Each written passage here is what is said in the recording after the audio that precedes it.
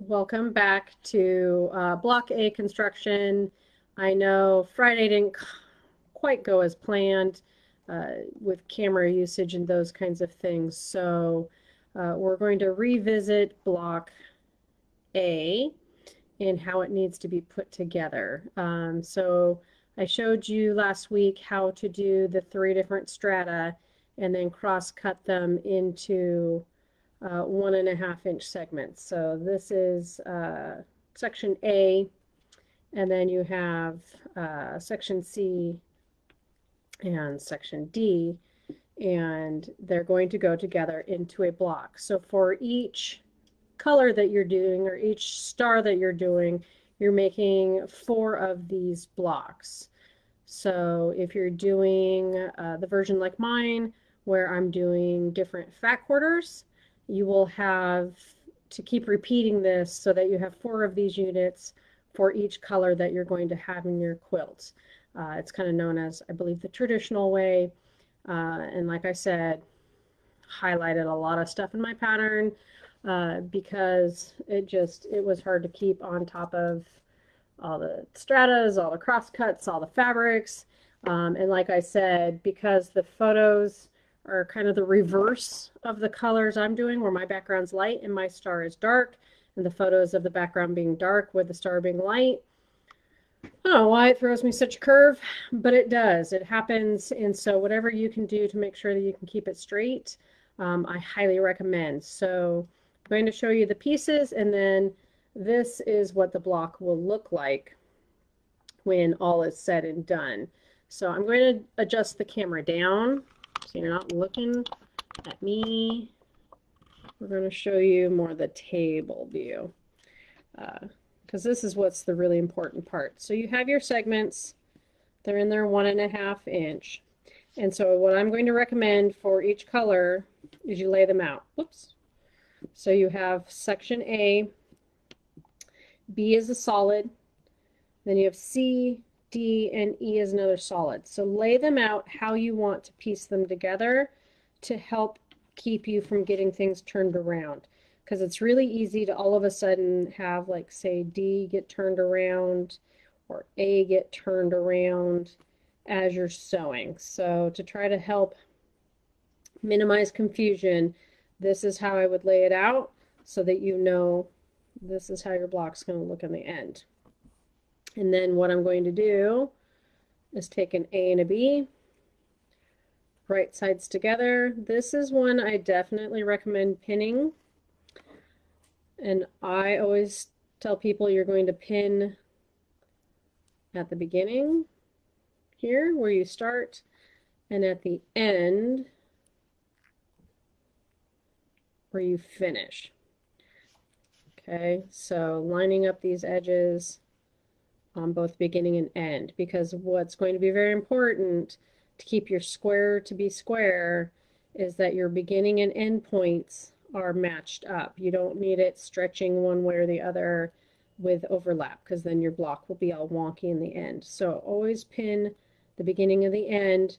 Take it to machine. We're going to do a 1/4 inch seam. Super easy. And I'm doing a couple stitches, take my pin out.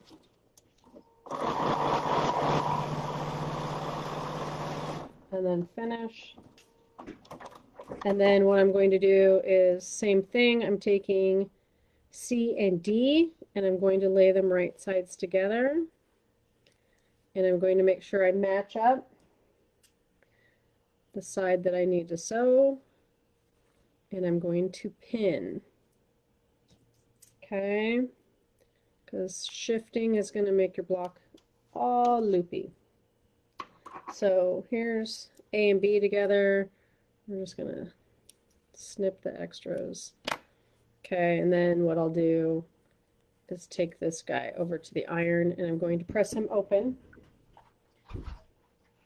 Just another reminder, I always press open. If you don't like pressing open, just pick a direction and stay consistent for this one.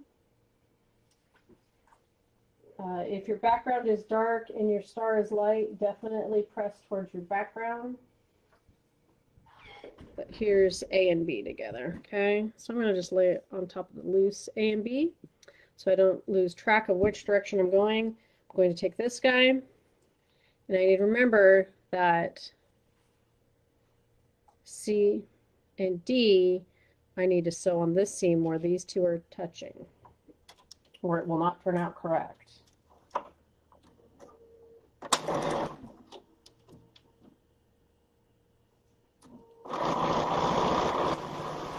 And you do want to make sure, I didn't know, but I would put an extra pin here too. So when you go pin, match up these two seams also. I just made sure they matched under my machine, but definitely if you're new, pin that guy also. And then pin your beginning and end, because you want to make sure those seams match up for sure. So this one, I may even say do 3 so that this seam that actually meets is actually going to match up in the end.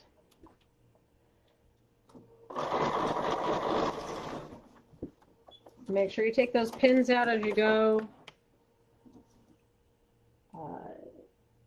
Any decent machine tech will get mad at you if you sew over your pins. So see, we have nice and pretty meeting right there. So that's one thing you want to make sure of. I'm going to iron it again and then keep going.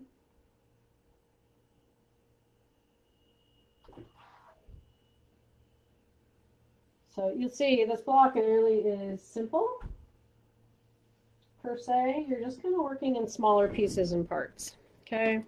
So once again, I'm going to lay this unit that I sewed on top of the loose pieces, just so I am keeping all of these where they belong.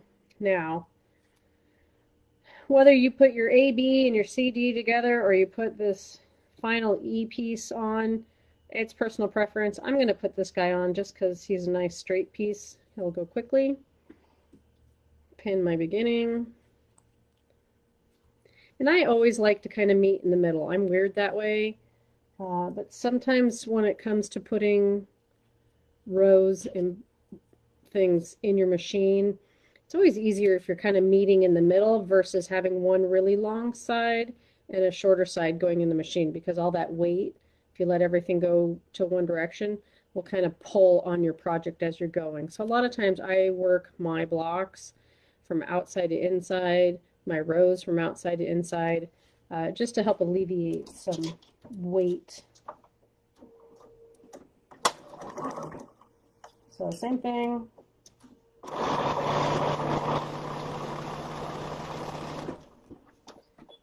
We're going to sew that guy.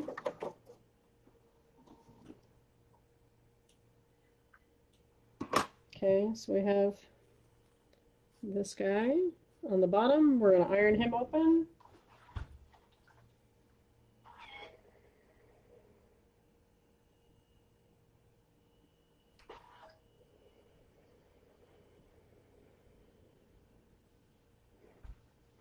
And then be ready to add that final piece on. Right, so once again, I'm kind of laying it on top of the loose pieces I have so I can keep track of where I'm supposed to be. And now I'm going to take my AB and put it with the CD and E unit. Right sides together. Pinning the beginning and the end. So, because if you look, if I just lay it down, it's trying to shift inward. I don't know if you can tell on that white on white. So I'm going to make sure I match both sides, because that's what's going to keep my block even. And I'm going to pin that so as I sew, that fabric doesn't start getting pulled inward. Taking my pins out.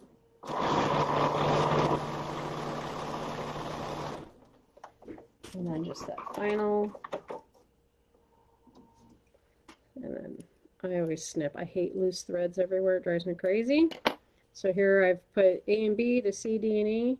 I'm going to iron it, and it's going to look like this guy. So I'll have 2 units done and 2 to go for this color. Remember, everybody got to choose what size you're doing. So some are just doing the wall hanging. That'll be easy. It's just 1 block. So this might be kind of slow for you.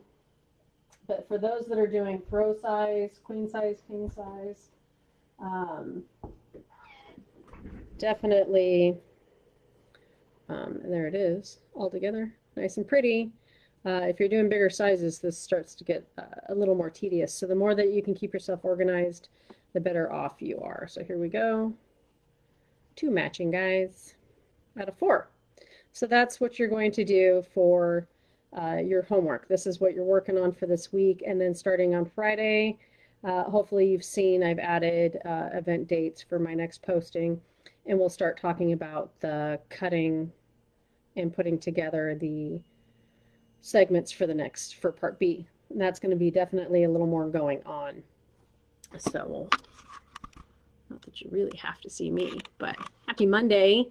Okay, do these blocks, make stacks of them, set them aside, and be ready because they're a portion of the final star block. So if you have any questions, just let me know, reach out to me. I'll gladly show you more if you need, just to kind of keep it under control. Otherwise, hopefully this helped and kind of added to last week's video to give you a little more explanation of what's going on. Because of course, with having my camera the other way, it wasn't as easy for me to show you kind of in detail. So hopefully this gave you more detail as to what's going on. And you can refer back to this video anytime. It'll be definitely in this group, and I'll go post it on YouTube this week so that you can keep reviewing it. So, okay, these blocks, they're cute, they're little, and not as scary as they look. So, all right, guys, have a great Monday night, and keep on stitching.